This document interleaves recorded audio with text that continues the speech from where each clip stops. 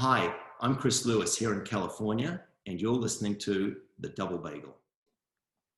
So Chris, welcome to the show. Thanks for your time. I'm video chatting with you via Zoom from Auckland, New Zealand, the place where you were born and raised. Before talking about any tennis, tell me what life was like for you in Auckland in the mid to late 70s, the time period when you grew up. Well, it was only fantastic memories of that period of time. However, in a tennis context, I actually started playing tennis in Lower Hutt, Eric. And I started school in Dunedin, first year of school there, and then we moved to Lower Hutt when I was 6. And that's where I really became immersed in tennis. And then we moved to Auckland a couple of years later. And my whole time in Auckland was, when I wasn't in school, was actually spent at the tennis club on tennis courts. So my memories are fantastic. Now, growing up in New Zealand, did you ever think it was realistic that one day you would be on centre court playing the Wimbledon final? I did, and I can tell you the exact moment when that happened. I'm not sure how much aware of tennis history you are, but tennis went open in 1968, and New Zealand Auckland hosted one of the first open events at Stanley Street. And at that tournament, I saw the greatest players in the world play, namely Rod Laver, Tony Roach, John Newcombe, Billie Jean King. And it was then, when I was an 11-year-old, watching those players play, whom I'd idolized, reading about them, watching what I could on TV, listening to their matches on the radio. And here they were in the flesh, playing at Stanley Street. And it was then, as an 11-year-old, who had already developed a love of tennis, but then it really struck home to me that I could make tennis my career. So it was actually Stanley Street that I made the conscious decision to become a professional tennis player. In that era of tennis, who did you grow up idolizing? Funnily enough, so I've got very vivid memories still of playing tennis in the backyard against my younger brothers, where we were playing imaginary Wimbledon finals.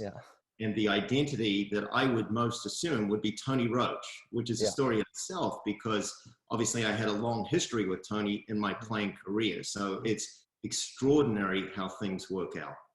I mean, before talking about Wimbledon 1983, I want to talk about Wimbledon 1975, because that year you won the Wimbledon boys singles title. What do you remember from that title winning year in 1975? Well, first of all, just to give you the full context, when I left home at 16, I left for England. And the first thing I did after dropping my bags off at the hotel was I went out to the All England Club to Wimbledon because I wanted to see the place. This was a place that I dreamed of playing at from the time I was a young boy. And now here I am in 1974, knowing that I'm going to be playing junior Wimbledon there representing New Zealand. But I went there, and it would have been March or so of 1974. I walked in the gates, and of course, the tournament wasn't being held then. It was virtually empty because there's not that much play on the courts other than the actual Wimbledon event itself. And I walked through those gates, and I had goosebumps in March 1974 when I first walked through the gates of the All England Club, knowing that I was going to be playing there, having dreamt about playing there for years. And here I am at the venue itself. It's extraordinary. Who did you go with? Was it by yourself or? I was essentially by myself. The first year I left with a young New Zealand player, Claude England, who had already traveled. But in those days, you were really left to do your scheduling yourself, to manage your travel yourself, to book your hotel rooms yourself, enter tournaments yourself. And I was fully independent, both financially and every other way, from the time I was 16 years old after I left school. So you were certainly on your own, and it was a sink or swim existence, to say the least. So when you won the Wimbledon boys singles title, was it unexpected for you? I was top seed, and I had won every junior match that year. So I was the favorite to win it, and I certainly felt myself that I was the favorite to win it. Having said that, I had a very tough match in the semifinals against Brad Druitt, the top Australian junior, who was a highly competent grass court player. I was actually down match point and came back to win. And then I won the final relatively comfortably against Ricardo Icaza from Ecuador. However, one of the things that it led to was that immediately after the match, the iconic Australian coach, Harry Hoffman, came up to me after the match with Ricardo Icaza, and because Ricardo was a protege of Mr. Hoffman's, he introduced himself and said, "Oh, hi, Chris, congratulations. My name's Harry Hoffman," as if I didn't know who he was. He's the winningest coach in Davis Cup history. And Mr. Hoffman invited me to his tennis academy in Florida. And of course, I couldn't get there soon enough. And that was a direct result of winning Junior Wimbledon and coming to Mr. Hoffman's attention. So it certainly had a significant benefit for me winning that tournament, other than a lot of other obvious benefits. But as a result of that, I couldn't get down to Mr. Hoffman's training academy quickly enough. And as a result of that, I invited a number of Australians who came with me. Yeah. For example, Paul McNamee, Peter McNamara, who ended up winning a number of titles themselves and Wimbledon doubles titles, etc. Yeah. And we made it our base, but that was a direct result of winning Junior Wimbledon. So going back to the original question, yes, I did consider myself the favorite and fortunately ended up winning the event, which still has a significant place in my memories, that's for sure. I mean, was Harry Hopman's academy still wasn't Saddlebrook, right? That's correct, Eric. Yeah, it was Saddlebrook. Originally, he was up in New York, and then because he did so well there, he wanted to expand, and he went down to Florida where he had a lot more court space and better weather conditions, and he set up there. And he was a real pioneer in the tennis academy business, just an absolute legend. I mean, walk me through Wimbledon 1983, and let's start with your semi-finals match against Kevin Curran. You're love 3 down in the 5th set. What was going through your mind at that time? Well, remember at that stage of things, I already played 5 matches to get to the semi-finals, and I was very familiar with Kevin's game. I was being coached by Tony Roach, who was, and I'd go as far as to say that had I not been coached by Tony, I would not have made a Wimbledon final. He was just extraordinary. We had an involvement with Tony. When I say we, our Davis Cup team in 1982, we had the fortunate benefit of being under Tony's guidance, and we ended up getting the semis in 1982. So I asked Tony if he would be interested in coaching me individually, which he was. And as a result of that, my game improved significantly. He was there in 1983. So prior to the match against Kevin, obviously here's a semifinal, upcoming semifinal for a place in the Wimbledon final. Mm-hmm. When you consider that I'd played those imaginary Wimbledon finals as a 9 or 10-year-old against my younger brothers in the backyard. And now here's the real thing, where I'm competing for a place in the final of what is essentially the World Championship of Tennis against a player whom I think I've got an excellent chance of beating. And the reason I say that is even though Kevin was a highly, highly competent grass court player with a significant number of successes behind him, he had a style of game that suited me. I was very quick, and I was very difficult to pass at the net. I was very consistent with serves and making the returns. And I made Kevin play, because I was quick, I made him play that extra ball, which he probably wasn't used to when it came to playing a lot of the other players. And I was confident going into the match, although saying that, enormously respectful of the Kevin's game. He was a tremendous grass court player, and he proved that a couple of years later when he got to the final against Boris Becker. Yeah. However, I thought I had a very realistic chance of winning the match, and as it ended up, I did. So it was a long match. It was up and down. I was up 2-1.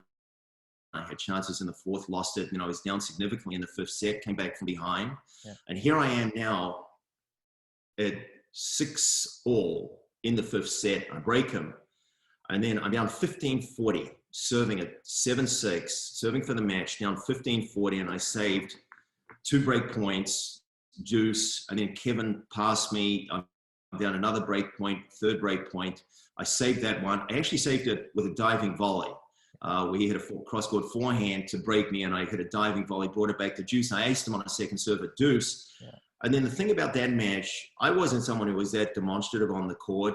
But what I do remember is in the players' box, Tony Roach was sitting there. And because of the contribution, the invaluable contribution that he had made to my tennis and where I was on the center court in what is essentially the World Tennis Stadium. I think Wimbledon is the 3rd most watched sporting event after the Olympics and the World Cup soccer. And here I am competing for a place in the final. With Tony Roach, and I have to say that Jeff Simpson, New Zealander Jeff Simpson, also made a huge contribution to my tennis development over the years.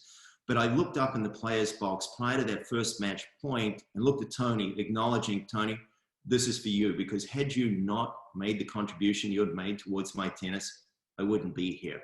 And I won the first match point. Kevin hit a return that went into the alley, and that was it. Now I'm in the final against John McEnroe, who at the time was certainly playing tennis that was just extraordinary. So obviously an unbelievable memory. When you beat Kevin on that match point, was it more happiness or relief? Good question.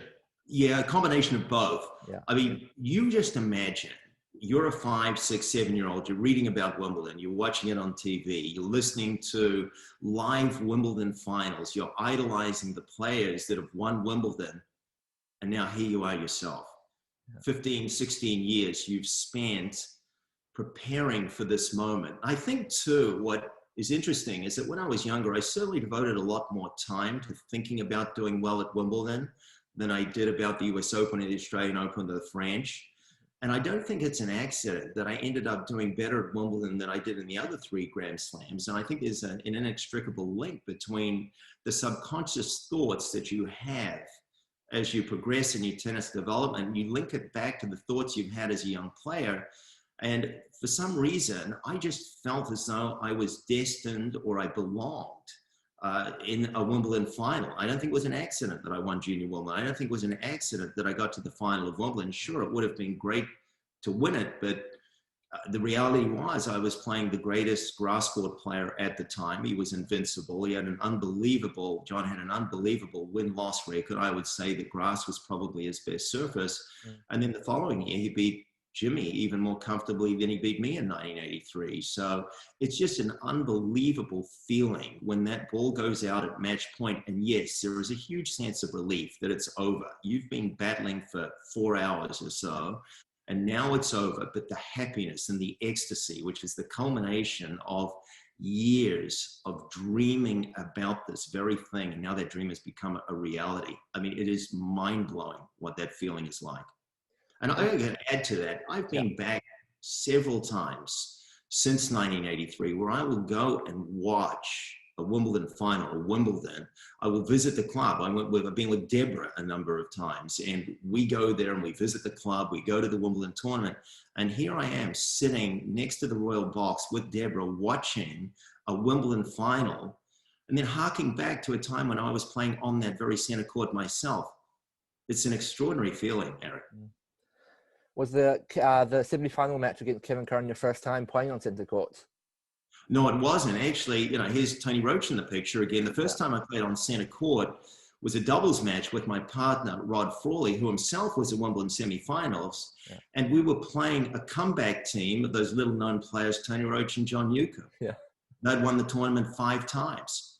So we walked out on centre to what you can imagine was an unbelievably rapturous round of applause for these former champions. I mean, John and Tony Wimbledon loved them. And here we were, the young underdogs, playing 2 iconic legends that just were 2 of the world's greats. And here we are playing them. And the crowd obviously want to see more of John and Tony. We weren't the favorites, but we certainly respected that. And we understood that we were not going to be the crowd favorites playing against John Newcomb and Tony Roach, but that was my introduction to the Wimbledon centre court. It was unbelievable. And now the final against John McEnroe. How are the pre-match nerves? Yeah, as you would imagine, the pre-match nerves are certainly there. And you're playing on, once again, the world stage. I had at that stage of things, though, played a number of times on Wimbledon centre court, so it wasn't a new experience for me. I felt as though I certainly was comfortable on the centre court at Wimbledon. When you go to a Wimbledon final, there's a room that you go to where you're in there for 5 or 10 minutes, and John and I were in there, and not a word is spoken. You're contemplating the upcoming match, you're strategizing, you're visualizing how you want it to go down. And then you walk out on the centre court.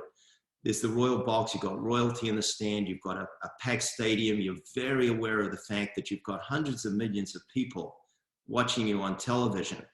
It's not tennis anymore.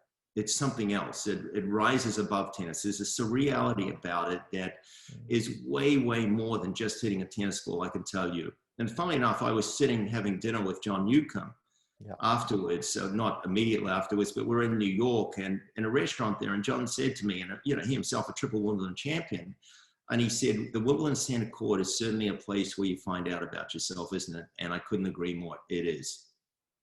Was there a specific point in that match, in the final match, that you felt you lost momentum against McEnroe? There was, and this sounds like an excuse, and it's not. It absolutely isn't. John was just too good. Let me be clear about that. Everything that I tried, he had more than a counter to. He was just too good. It was as simple as that. However, And very early in the match, I was at the net, and John had a relatively easy ball where he could have passed me, he could have lobbed me, and he hit it as hard as he could straight at me, which was a clever thing to do. And I reflexed it back. From memory, I think I hit a winner off it. But in the process of reflexing it back, I had to move very quickly. And as a result, my racket went down and hit the ground hard and broke. So bear in mind, this was the racket that I'd played the whole tournament with. And, you know, after each match, you get it restrung. And in those days, I certainly wasn't getting my racket customized. So I wouldn't pick up a second racket that would be identical to the racket that I was used to using. But I had to pick up a second racket because it broke very early in the match. I think it was from memory. It might have been the first game. So the racket was slightly different, which threw me a bit, but it was very, very clever of John to do that. The reason he did it strategically was he was saying, okay, I know you're quick. I'm going straight at you because I'm letting you know there's a possibility that I'm going straight at you again.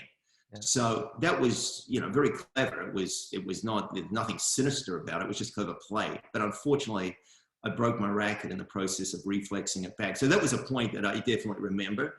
But just as a general memory, what I tried to do against John was get the ball low at his feet, so at least I had a chance to have a second shot to pass him or do some damage. Unfortunately, his serve was so effective. It was difficult to read. He was a left-hander. He was on top of his game. There just wasn't an answer to his magnificence. He was just too good. I mean, you sort of answered the next question, but looking back, is there anything you could have done differently that you could have changed the outcome of that match? I don't think so. I really don't. I felt that, you know, one of the defining attributes of my play was I was a pretty decent strategist, and I had a very active mind when I was playing, and I was doing everything I could to see if there was any sort of counter to that serve. It was just simply too good. There was no counter that I could come up with, anything that I felt that I could have done better, where I positioned myself on the return, gone for a different type of shot. He was just too good, Eric. I mean, one of your other career highlights is reaching the semi-finals of the Davis Cup with New Zealand. How would you compare that moment to reaching the final of at Wimbledon? Definitely, if I had a choice between the two, which one would I prefer to have achieved? I would have taken the Wimbledon final. Having said that, the Davis Cup was a very close second because it's a very, very different event than an individual event. It's a team's event. And you're playing for the country. You're not just playing for yourself. You're playing for New Zealand. Yeah. And I have to say, over my playing career, New Zealand's support was extraordinary. And this was 1982, so it was prior to the Wimbledon final, but it was after I'd had decent success on the tour. I'd won Junior Wimbledon. I had prominent success in Australia and New Zealand, and I really had tremendous support from New Zealand and New Zealanders. And I loved playing Davis Cup. I absolutely loved it. I loved playing with Russell Simpson. We played doubles together. We grew up together. We played junior tennis together.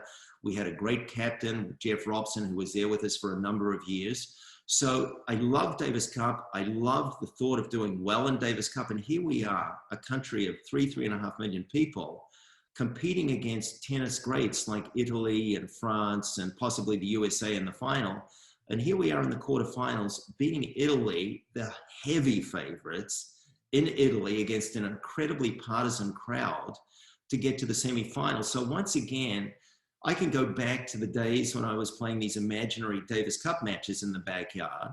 And here I am again in the Davis Cup semifinals. And we beat Italy in the quarters and go on to play France in Aix-en-Provence, playing in the semifinals. We only went down 3-2. We were one match away from getting to the finals to play the US. So once again, an extraordinary memory and a very proud moment, both for me and what we achieved for New Zealand.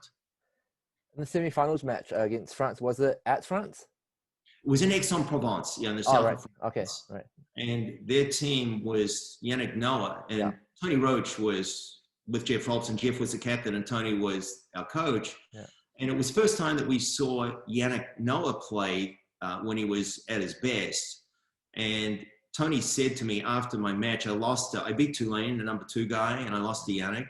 Yeah. And Tony, after the match, he said to me, I think he's going to win the French Open. You're looking at a French Open winner there, because I didn't play badly. Yannick was just too good. Yeah. And sure enough, in 1983, the year that I got to the final of Wimbledon, Yannick actually won the French Open. I think he beat Wilander in the final. So Tony called it. And, you know, once again, we're in France playing the French team with the equal of, they got to the final. I think they lost to the US in the final. So here's New Zealand boxing well above its weight in France, taking them down to the wire. So another extraordinary moment for New Zealand tennis and for me personally. Was Henri Leconte in that team? He was, and Henri played us in the doubles. Russell and I beat Yannick and Henri in the doubles. Yeah. So he was definitely a part of that team. What a showman he was. Yeah. What a character. I mean, he was on the show 3 or 4 months ago, so that's why I mentioned it. Was he as entertaining in his interview as he was on the court, Eric? Yeah, very, yeah. He's a great guy, actually. He's a funny guy. Yeah. Really funny guy. Yeah. I mean, throughout your career, you talked about that. You were coached by Tony Roach and Harry Hoffman. I mean, for the listeners who aren't really familiar with Tony or Harry, so am I correct to say Tony Roach coached Federer, Leighton Hewitt, Pat Rafter as well later on in his career? Absolutely correct. Yeah. So, Tony coached Ivan Lendl and had enormous success with Ivan. He coached Roger Federer.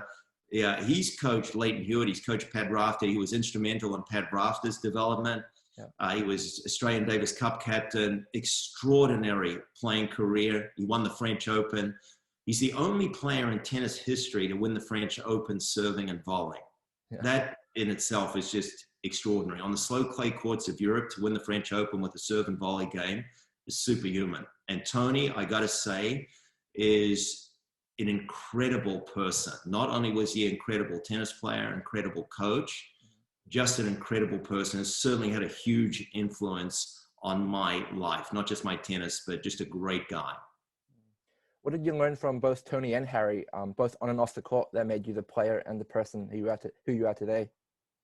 Well, as far as Mr. Hoffman went, he had already had a track record of just winning after winning after one win after another. He's still the winningest coach to my knowledge in Davis Cup history. Yeah. He produced #1 players in the world time and time again. He was involved with the Lavers, and Tony himself, Roy Emerson, Fred Stolle, all the Australian greats. That era of tennis where Australia ruled the world, Mr. Hoffman's right in the thick of it. He was the driving force, the architect of it. Just an incredible. And here I am at his academy, and he was a man of few words, but when he spoke, boy, did you listen. So he would be watching me play, and he'd be on the side of the court, and he'd see you do something, and he'd come over and he'd say to me, Chris, did you ever think about playing the volley there?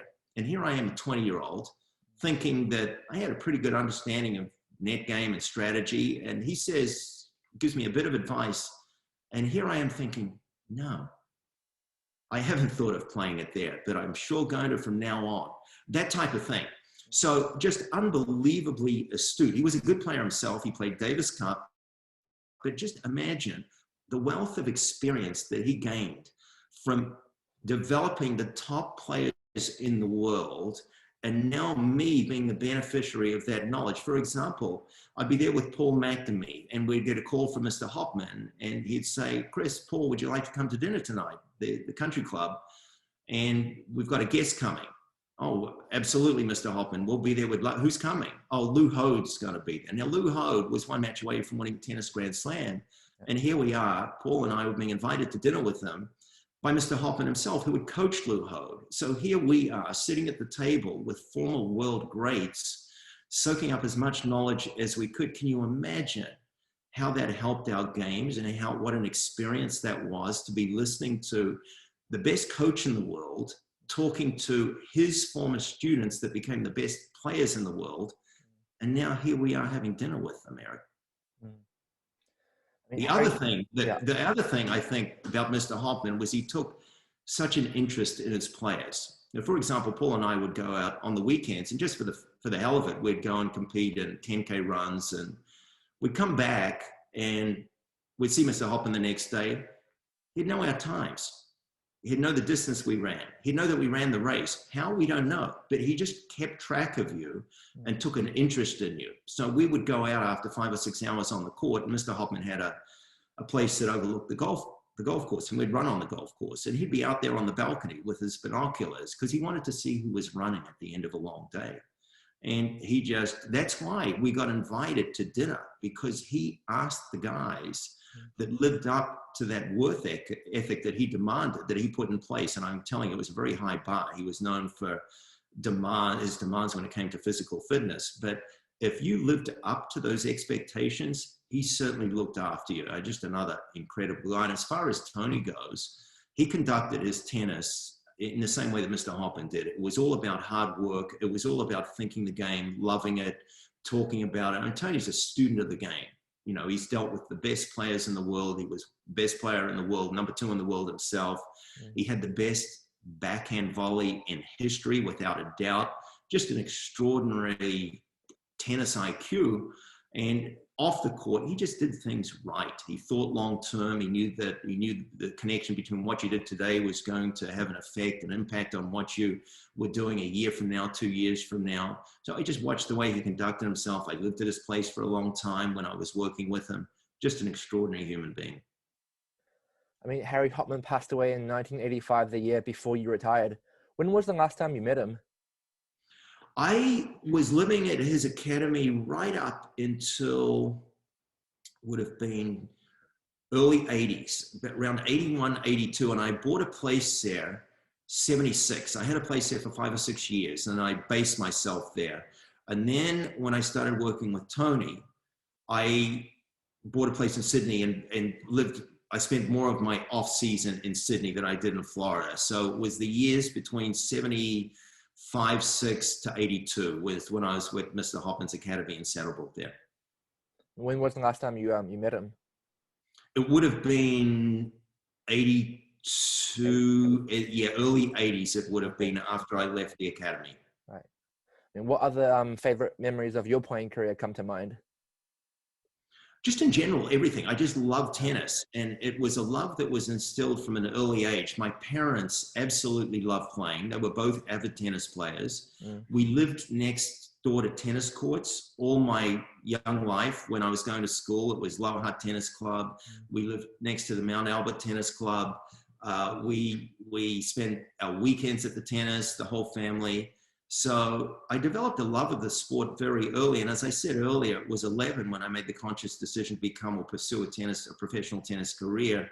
And I just have always loved the sport. Now, as far as defining moments go, that Benson and Hedges tournament, 68, 69, when I decided to become a tennis player, that's a huge memory.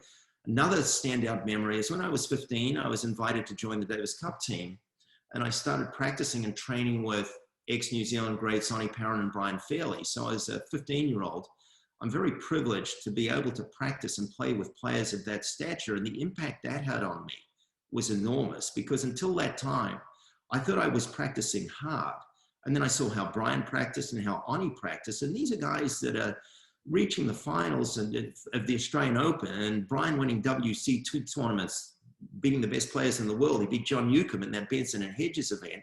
And here I am as a 15-year-old practicing with them, learning things from them. And at 15, I truly learned how to practice. And I was very fortunate to do so because those guys were two of the hardest workers. I would say that still measure up to the work that's put into the game today by the best players. They're incredible. And then I got the benefit of watching them firsthand, playing with them. So that's a great memory. My first trip away from New Zealand to Europe, extraordinary memory. Those pre-Wimbledon events in England where there were a ton of aspiring players like me trying to make it into the big time. Great memories. Wimbledon gates going through the first time, playing on Centre Court, playing at Wimbledon the first time. There's so many memories. Tennis has been so good to me. It's been my whole life. So, if I had the chance to do it over again, would I? Absolutely, in a heartbeat. Your first title in Kitzbühel as well. Yeah, well, Kitzbühel was the Austrian Championships, and it was 1978, and I got there early. I was practicing on the clay. It was slight altitude. I was hitting the ball great. I won the first couple of rounds, and in the quarterfinals, I played the top seed, Guillermo Vilas, who was like Borg. He was the top clay court player of the time. Left-hander, unbelievable athlete, immensely strong. And I remember talking to a gentleman who was managing me at the time, and he said to me, if you beat Guillermo today, I'll give you, I forget how much it was, but there was a monetary reward he offered me. And I said, okay, all right. And then I won the match, and I can remember calling him. I said, you're not going to believe this, Mike, but I won today. And he said, okay, fantastic. news, but that Kitzbühel event, I was up 6-1, 4-1 against Guillermo in the quarters, and ended up winning 6-1, 6-4, and went on to win the tournament, the Austrian Championships, which was no small event. And here I am beating Guillermo Vilas, and in that game, I only lost a total of 19 games. So that week was incredible. That was the best clay court tennis for sure that I ever played. I just felt unbeatable. Won the doubles there as well. A crazy week. I mean, your career started in 1975 and ended in 1986. In that era, tennis was dominated by players like Jimmy Connors, Ivan Lendl, Bjorn Borg, and John McEnroe. How does it make you feel that you got to compete against those players who arguably revolutionized tennis and ushered in a new era of the game? Well, certainly, I think I played in what was tennis's rock and roll era, because there was no internet in those days. It was all newspapers and television. And tennis as a sport, there were so many personalities. Bjorn was mobbed at Wimbledon. I don't know if you remember that or you've read about that, but he's walking out of the gates of Wimbledon. He literally got mobbed by 300 or 400 teenage girls. And there was Vitas Gerulaitis, who was probably one of the most prominent playboys in the world. You had Bjorn Borg, who had this mystique about him, and he would walk down the street anywhere, whether it was New York or London or Sydney or Auckland, and everybody knew who he was. So tennis players in those days, they were almost like rock star demigods.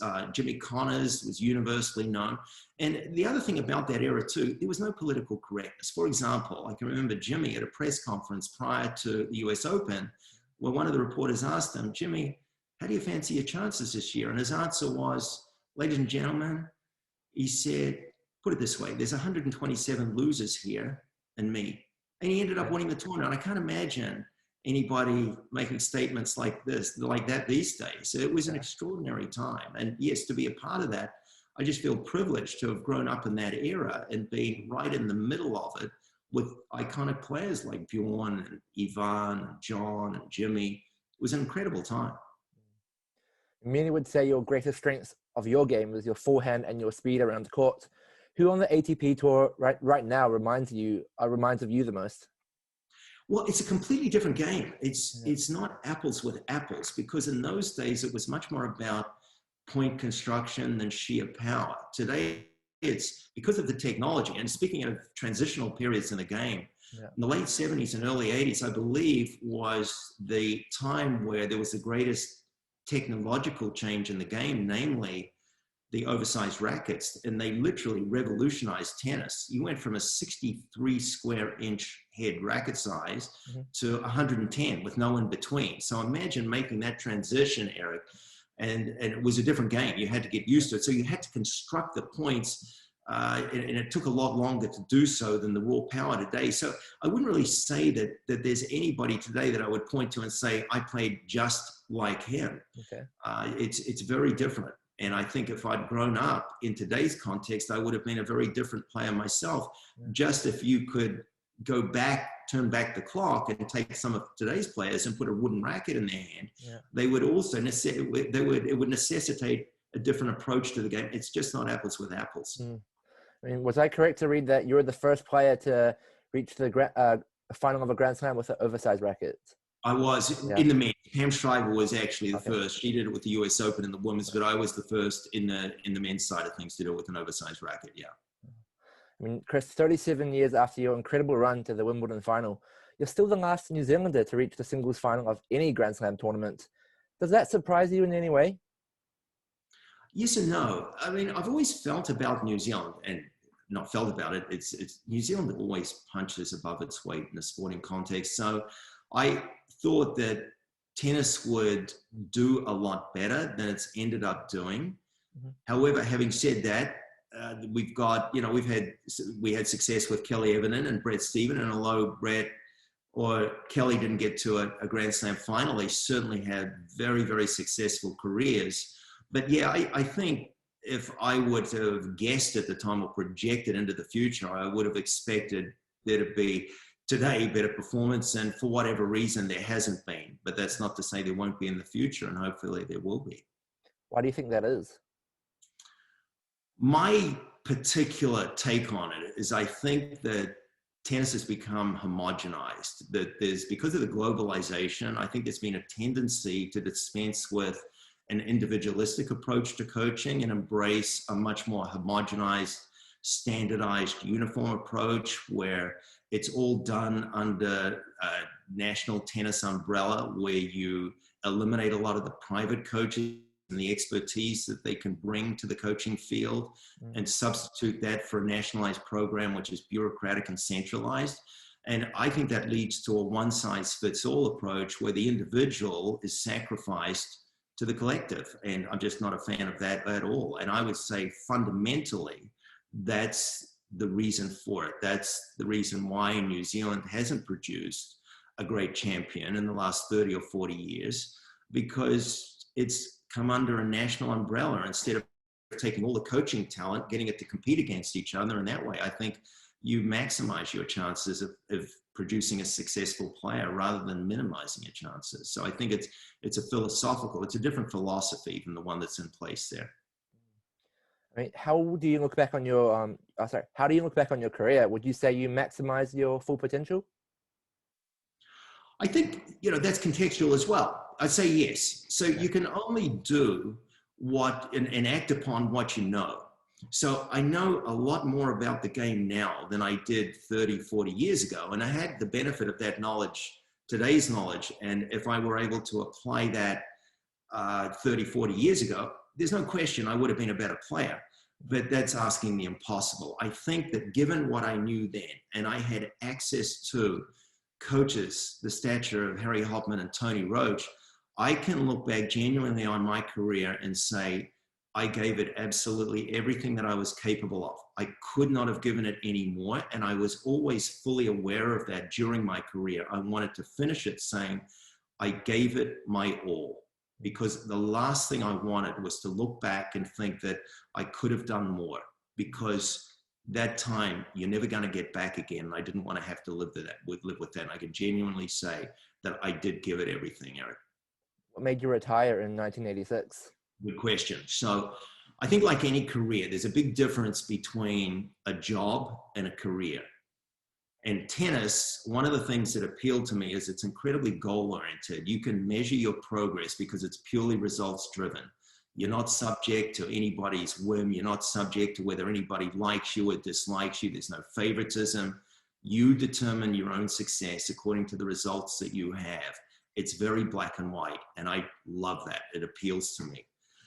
So I felt that I got to a stage where I was putting my 5 or 6 hours of work in during the day, and I was not improving. So I didn't see it as a career anymore. This is by the time I'm 26 or 27. I saw it more akin to holding down a job. And I think there's a huge distinction there. I think a number of people, the job holders, they punch the clock in the morning and they punch the clock at night. They hate what they're doing. They get out of there and they don't see it as a career. They see it as a necessity that they'd rather not be involved with. With tennis, I never felt like that, but I certainly got to the point where I didn't feel as though I was getting better. And that's when I made the decision that I wanted to get out, because I don't want to be putting 5 or 6 hours in every day without it leading to further improvement. So hence my decision to retire. Now, could I have kept going? Yes, I could have. Could I have made a lot more money had I kept going? Yes, I could have. But I didn't want to be just holding down a job. You said you weren't improving, but did you still want to compete? Was victory tasting the same? Was it still sweet? Yes, it was. I mean, there's no in between. Winning is good and losing is bad. And, the thing there is you can almost say that winning never feels as good as losing feels bad. Yeah. However, absolutely. Winning still felt great. But at a deeper level, I'm talking about, at a fundamental level. Yes, winning was great, but I didn't feel as though I was improving anymore. And that was the first time in my career that I'd ever felt like that. Until that stage, I felt that I was always climbing the career ladder. And then I got to a point where I didn't feel as though I could go higher on that ladder anymore, hence my decision to get out. Last part of the interview, Chris. So I'm going to name 5 players you've played against at some point in your career. Can you tell me in a few sentences how you would try to play them and beat them? So the first one, let's start with Jimmy Connors. Well, Jimmy was notorious for his weakness being a forehand where you gave him no pace. Yeah. But it was very difficult to play him and give him no pace because it's counterintuitive. I'm going to play to a player's forehand and play a weak shot to it. Arthur Ashe did it incredibly successfully in the Wimbledon final in 1975 and beat him that way. I played Jimmy at Wimbledon in the 80s and lost 6-6 and 3. It was a very close match. And to an extent, I used that strategy. So I played Jimmy, used the strategy. It wasn't good enough to beat him. However, that was his weakness, without a doubt. Having said that, I coached Carl-Uwe Steve, who played Jimmy in Hamburg one year and beat him playing to his forehand. So that's how I would play Jimmy. Bjorn Borg? I played Bjorn as well. And the only tour match I played Bjorn was in Båstad in the Swedish Championships in the quarterfinals. And like Bjorn, I was very fit. And I can remember that match. I lost 7-6, 6-3. I was up in the tiebreaker in the first set, 5-4. Had a relatively, not easy volley. It was mid-court, but I came in on him. So I was somebody that could last with Bjorn. Fitness-wise, he actually didn't have an advantage over me. So that wasn't an issue.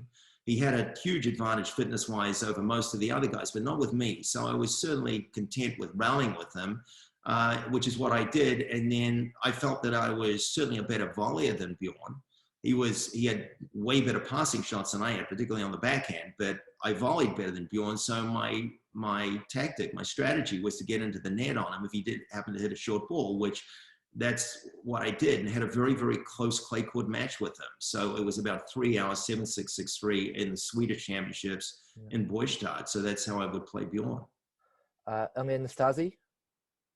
I played Ely as well. So I played him. He was the first tennis great that I played. And here was the situation. I was playing the US indoor circuit. I was 18. I was invited to play the circuit by Jimmy Connors' manager, Bill Reardon, who was a character, Irish chap, Irish-American. And I'm in the 16, it was a 16-man event, and I was playing Ely in the first round.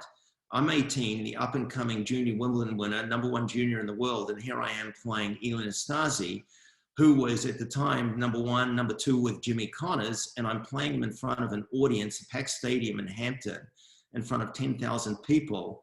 And here he is, the ultimate showman, and he's clowning with the crowd, and I'm trying to keep my game together. I lost fairly comfortably 6-2, 6-2. But having said that, I got my revenge a few years later at the Australian Open, where I just kept coming in on his backhand. It was the centre court at the Australian Open in Melbourne, and I won fairly comfortably. Now, sure, he was past his prime. However, the tactic, the strategy against him was to get in on his backhand and make him pass. And once again, as I said, when I played Kevin, I was quick at the net, so I was going to make Ely pass me all day. And on that particular day, he couldn't, and I won. So that answers that question, Eric. Stan Smith? Stan, I played twice, and I know exactly how to play Stan because I won both those matches. And two quite humorous, still not humorous, but Stan had just won a big tournament, I believe in South Africa, and he was in contention for the Grand Prix Masters, which is the top 8 players in the world. He comes down from South Africa, and now he's in contention for the Masters, and he plays me second round. It's either the first or second round of the New South Wales Open. And we play on the centre court there, and he needs the points desperately to qualify for the Masters, and I won in 3 sets. So that was the first match against Stan, and the second time I played him was actually in Cincinnati, the tournament that was just played last week here in the US. It was the ATP Championships. A funny story there. So I'm playing Stan in the semifinals. It's very, very hot. We're on centre court. It's a heat trap, extraordinarily hot that year. And Bill Norris, who was the ATP trainer, who all the guys know, fantastic guy, fantastic trainer, he gave us the preamble before the match, and he said, you guys, if you have any cramp, get some ice and make sure you treat it with ice, or whatever the advice was. And Stan's inimitable way looked at me and he said, I don't get cramp. And you know what happened, Eric? You got a cramp? Yeah, he cramped. Yeah. And I won in 3 sets and actually went on to the final and played John in the finals. So big statements often have a habit of coming back to bite you. So here was Stan saying that he didn't cramp, and he cursed himself in the process. That was quite humorous. And last one, Vitas Gerulaitis? Vitas was a good friend of mine. I stayed at his place a number of times in New York. Prior to the US Open, we played doubles together on occasion. We practiced a lot together because he was a real protege of Mr. Hoffman. Unbelievably charismatic, generous, likable guy. Everywhere he went, it was like one big party. It was so dynamic, it was just the entertaining that he did and the fun that he was able to have. Talk about the embodiment of the work hard, play hard ethic. That was Vitas. And everywhere he went, you know, we're talking about the rock and roll era, he would turn heads, and he was always a crowd favorite. He was an entertainer, so personable. Now, playing against him, you know, his attribute was incredible foot speed. He was unbelievably fast. He didn't have the heft of an 800-pound gorilla. He didn't have a heavyweight game, but boy, did he have courage. He had a relatively weak second serve that he had the courage to come in behind because of his incredible foot speed. So my tactic against Vitas was to try and stay with him, make him play that extra shot. I couldn't overpower him with big serves, but I tried to essentially play his game, but be better at it. We were both fast and good reflexes at the net. And I remember I played him second round of the Seiko Open up in Tokyo after flying up there the couple of nights earlier. After getting to the semifinals of the Melbourne indoors and playing him in Tokyo, I lost in 3 tight sets. So he was just slightly better, but great guy to play, fun match, and he just had the slight edge. Final thoughts, Chris. Since the US Open is on right now this week and next week, what are your predictions for the men's title? Well, it's hard to go past Djokovic. I think that he's just an extraordinary player. He just won Cincinnati, so he's obviously playing well. Having said that, I'll qualify that comment because we're living in such unusual times that I don't know if he's in the shape that he's normally in to go 5 sets every round for 7 matches. That I don't know. I'm assuming he is, otherwise he wouldn't play. But we're not living in a normal world at the moment. If we were, I would unquestionably give it to Novak. I'm still giving it to Djokovic, but there's an unknown there because invariably when you get such breaks in the schedule and such unpredictability and uncertainty, I think there's definitely going to be a lot of surprises. That's my prediction. Will Serena reach number 24 in a couple of weeks' time? What's that? Sorry, Eric? Will Serena reach number 24? Oh, good question. Yeah. Interesting. She's certainly got a great chance. Yeah, she's in home territory, and it's a US Open. She's got everything to fight for. It'll be interesting. So has she got a chance? Absolutely. She's I would say the favorite. All right, thanks, Chris. That was brilliant. Thank you, Eric. A wonderful interview, and it's been an absolute pleasure, and keep up the good work.